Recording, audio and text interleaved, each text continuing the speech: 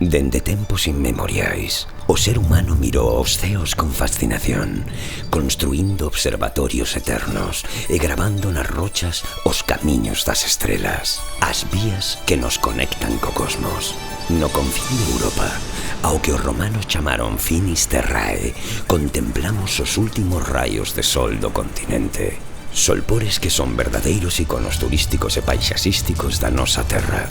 Nos xeodestinos da provincia da Coruña, certificados como destinos Starlight, Costa da Morte e as mariñas coruñesas e terras do Mandeo, os ceos aínda son un tesouro vivo.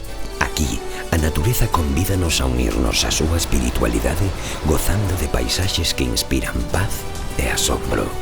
En agosto do 2026, na provincia da Coruña, viviremos un fenómeno único, un eclipse total de sol coincidindo co comezo do atardecer. 2 ocasos seguidos. O primeiro será o do eclipse total de sol.